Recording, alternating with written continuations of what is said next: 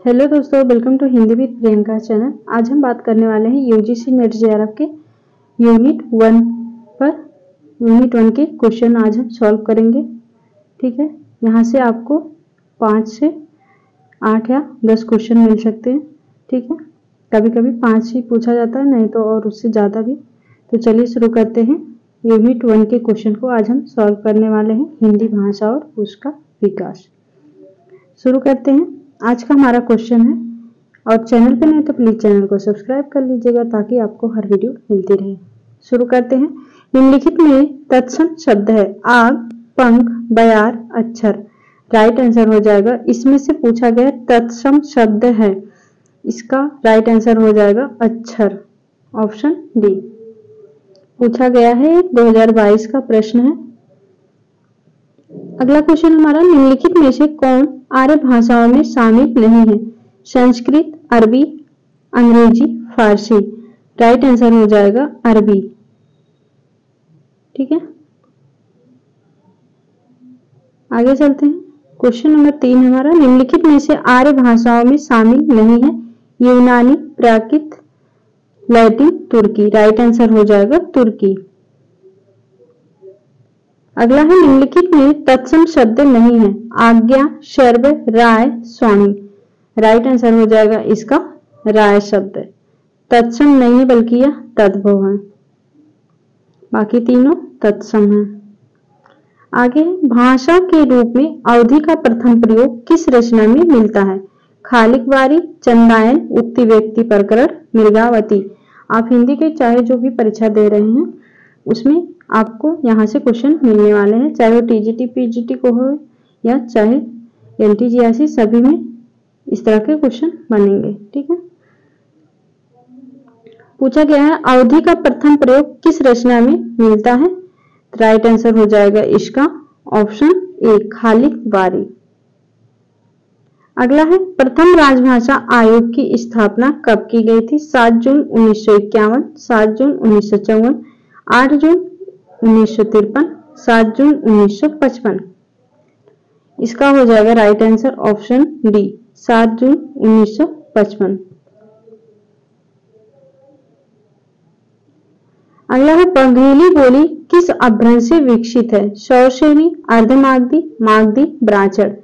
Right answer हो जाएगा इसका बघेली बोली अर्धमागधी से। अवधी, बघेली, छत्तीसगढ़ी, 3 बोलियां पाई जाती है अर्धमागधी से, अवधी, बघेली, छत्तीसगढ़ी।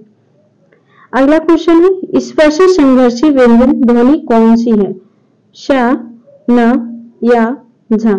राइट आंसर हो जाएगा स्पर्श संघर्षी पूछा गया ध्वनि है, इसमें से राइट आंसर हो जाएगा झ। अगला क्वेश्चन हमारा, स्वर ध्वनि के संबंध में निम्नलिखित तथ्यों पर विचार कीजिए। ऑप्शन है, इसमें से हमारा राइट आंसर हो जाएगा ऑप्शन बी। कौन सा? दूसरा और तीसरा, पांचवा। दूसरा क्या है? उच्चारण की दृष्टि से मूल स्वर 10 है, और तीसरा हो जाएगा स्वर ध्वनि के उच्चारण में हवा अबाध गति से मुख विवर से निकलती है, और पांचवा हो जाएगा मात्रा के आधार पर स्वर 2 प्रकार के होते हैं, ह्रस्व स्वर और दीर्घ स्वर। राइट आंसर इसका ऑप्शन बी हो जाएगा। आगे चलते हैं। अगला क्वेश्चन हमारा,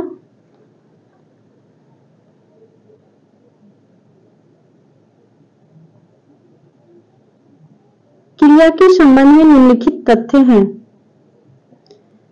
क्रिया के संबंध में कौन से तथ्य सही है पूछा गया? तो इसका हो जाएगा जो क्रियाएं वाक्य के अंत में रहकर वाक्य को समाप्त करती हैं वे समापिका क्रियाएं कहलाती हैं। और हो जाएगा हमारा, जिस शब्द के प्रयोग द्वारा किसी वस्तु के विषय में विधान किया जाता है उसे क्रिया कहते हैं। और 5वां नंबर है, क्रिया के मूल अंश को धातु कहते हैं। ठीक है, राइट आंसर हो जाएगा ऑप्शन सी। अगला है, जितने भी क्वेश्चन हैं सभी पूछे गए हैं परीक्षा में। ठीक है, यूजीसी नेट की परीक्षा में। अगला है, सुमेलित करना है समास और उदाहरण। तत्पुरुष समास इसमें से दिया है लवकुश, यथामति, शिवालय, चक्रपाणी। तो चक्रपाणी में हो जाएगा तत्पुरुष, शिवालय में हो जाएगा तत्पुरुष समास और लवकुश में हो जाएगा द्वंद्व समास। उसके बाद है अव्ययीभाव समास, किसमें है? यथामति में। बहुब्रीहि समास चक्रपाणी में। इसका राइट आंसर हो जाएगा ऑप्शन डी। अगला क्वेश्चन हमारा, देवनागरी लिपि के मानकीकरण के प्रयासों को पहले से बाद के क्रम में लगाना है। इसका हो जाएगा पहले नंबर पे है महादेव गोविंद रनाडे के सुझाव। फिर दूसरा आ जाएगा हमारा महाराष्ट्र साहित्य परिषद पुणे द्वारा गठित लिपि सुधार समिति। फिर है हमारा तीसरा पॉइंट काका कालेकर की अध्यक्षता में गठित सुधार समिति। फिर चौथा हमारा आचार्य नरेंद्र देव की अध्यक्षता में गठित परिषद। पांचवें नंबर पे है डॉक्टर राधा कृष्णन की अध्यक्षता में गठित परिषद। राइट आंसर इसका हो जाएगा option D.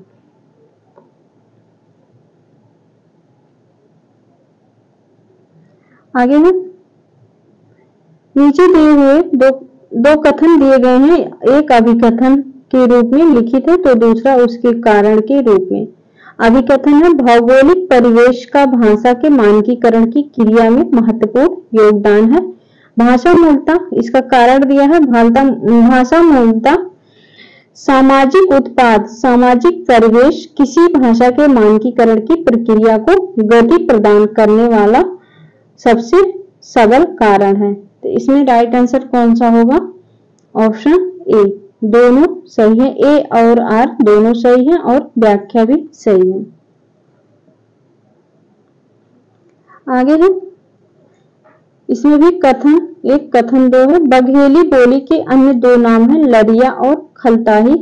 Doctor Uday Narayan Tiwari के अनुसार अवधी बोली और छत्तीसगढ़ी में बहुत कम अंतर है। इसका हो जाएगा राइट आंसर ऑप्शन डी।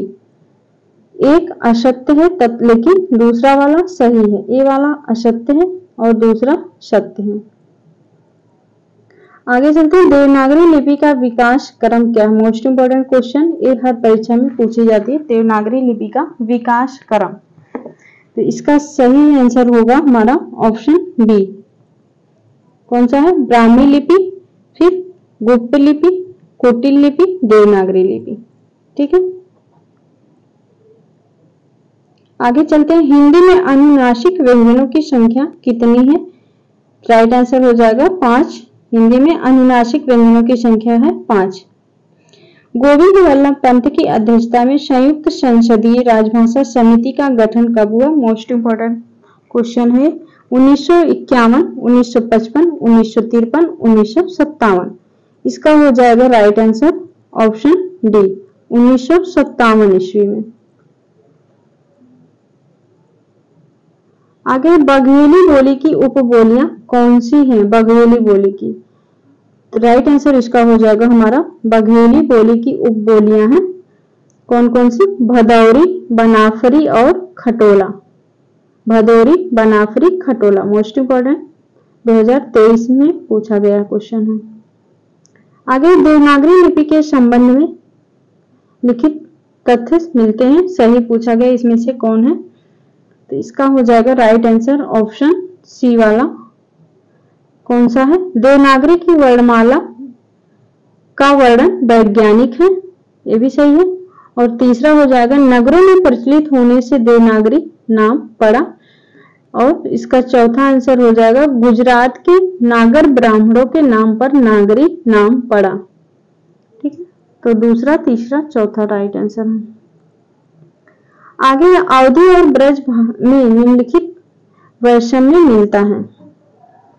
इसका हो जाएगा 20 नंबर का ऑप्शन डी।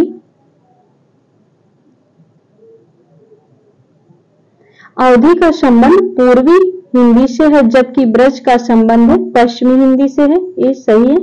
और अवधी में ए औ स्वर का उच्चारण ऐ औ के रूप में होता है किंतु ब्रज में स्वर ऐ औ के रूप में उच्चरित होते हैं। और अगला पॉइंट हमारा, अवधि में पुल्लिंग संज्ञा पदों में व परसर जुड़ने की प्रवृत्ति मिलती है, जबकि ब्रज में प्रायः ऐसा नहीं होता। आगे है सूची 1 को सूची 2 से सुमेलित करना है। क्वेश्चन नंबर 21 हमारा है व्यंजनों, नाम उच्चारण स्थान के आधार पर व्यंजन ध्वनियां। तालव्य हो जाएगा हमारा तालव्य। तालव्य का कौन सा है ऑप्शन? तीसरा है चा छा जा झा। मूर्धन्य हो जाएगा टा ठा डा ढा। कंठ है हमारा का ख ग घ। वत्सर ला श न हा। ये वाला कई बार पूछा गया है, ठीक है, इस तरह के क्वेश्चन पूछे जाते हैं। आगे हम नीचे दिए गए 2 कथन दिए हैं। कथन 1 है जिस भाषा के माध्यम से राष्ट्र की अधिकांश जनता विचार विनिमय करती है वह राष्ट्रीय भाषा होती है।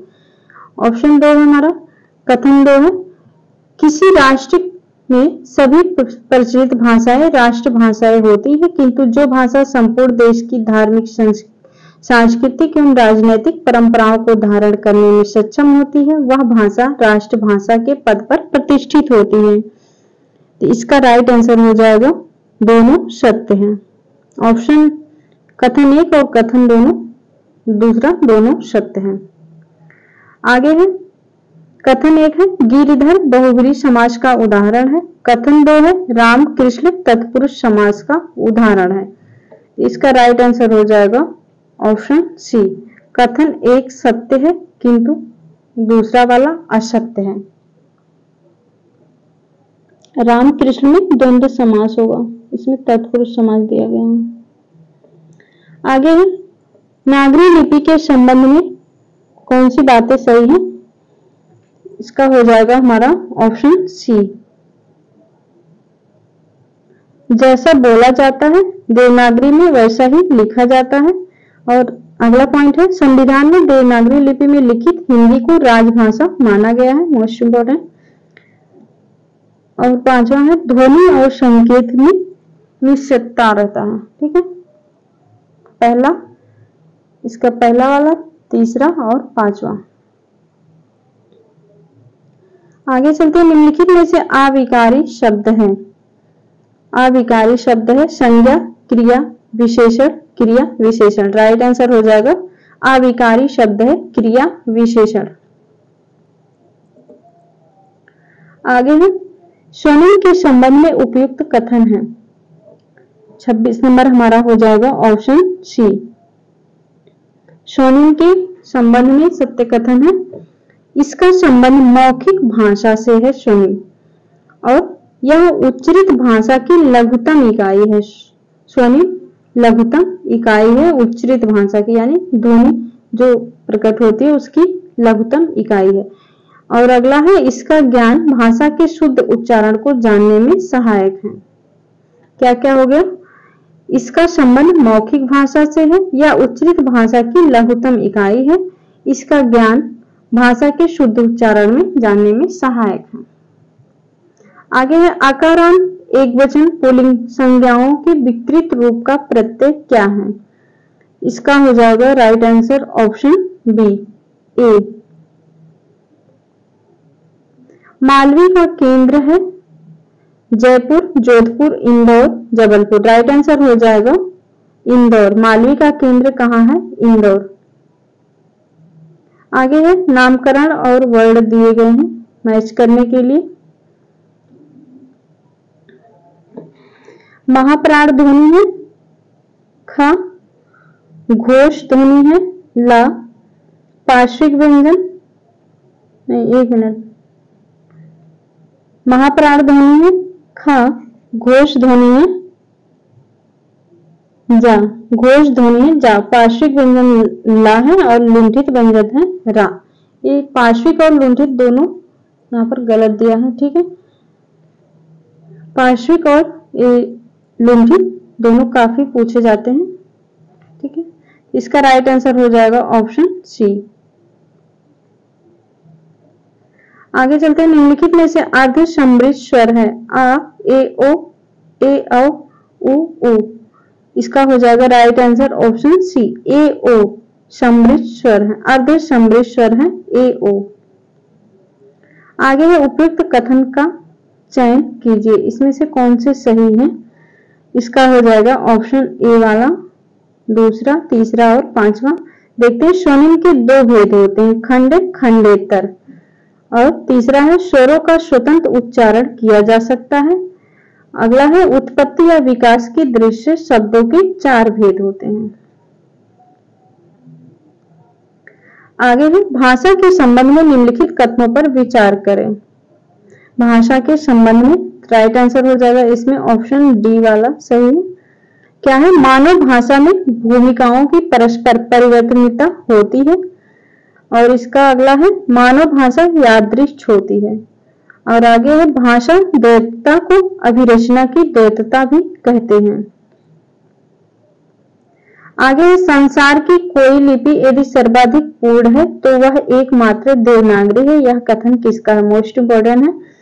संसार की कोई लिपि यदि सर्वाधिक पूर्ण है तो वह एकमात्र देवनागरी है, किसका कथन है। इसका हो जाएगा आइजैक पिटमैन का कथन है, आइजैक पिटमैन। आगे लेखक और उनकी पुस्तक से सुमेलित करना है। देखते हैं, किशोरीदास वाजपेयी का हो जाएगा हिंदी शब्दानुशासन, किशोरीदास वाजपेयी। और अंबिका प्रसाद का हो जाएगा हिंदी कौमुदी, हिंदी कौमुदी। और ठाकुर रामचरण सिंह का हो जाएगा ठाकुर रामचरण सिंह का भाषा प्रभाकर। विश्वेश्वर दत्त शर्मा का हो जाएगा Bhasha Tattva Prakash. Right answer option सी।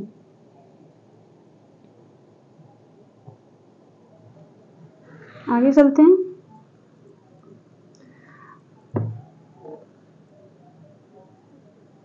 राष्ट्रीय भाषा हिंदी समस्याएं और समाधान पुस्तक के लेखक हैं कैलाश भाटिया, भोलानाथ तिवारी, देवेंद्र शर्मा, सूरज भान सिंह। 35 नंबर का हो जाएगा right answer option B, Devendra Sharma. Hindi राष्ट्रीय भाषा हिंदी समस्याएं और समाधान पुस्तक के लेखक हैं देवेंद्र शर्मा। मोस्ट इंपोर्टेंट ये भी क्वेश्चन है। आगे निम्नलिखित में से मूर्धन्य ध्वनियां कौन सी हैं। ग, ड, ठ, ट, च। राइट आंसर हो जाएगा इसका ऑप्शन बी।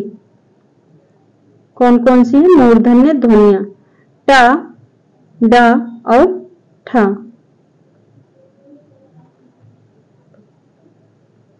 निम्नलिखित में से अर्धमागधी अपभ्रंश से किस बोली का संबंध है।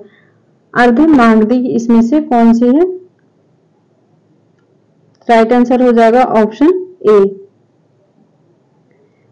अर्धमागधी के अंतर्गत 3 बोलियां आती हैं, अवधी, बघेली, छत्तीसगढ़ी। तीनों में से कोई भी पूछा जा सकता है। आगे हमने देखे थे बघेली पूछी गई थी, ठीक है। इसमें पूछा गया है अवधी। आगे है उत्तर प्रदेश सरकार द्वारा 31 जुलाई 1947 को गठित देवनागरी लिपि सुधार समिति के अध्यक्ष कौन थे। Doctor Ramshankar Dwivedi, Pandit Chandrashekhar Shastri, Acharya Narendra Dev, doctor Dhirendra Verma.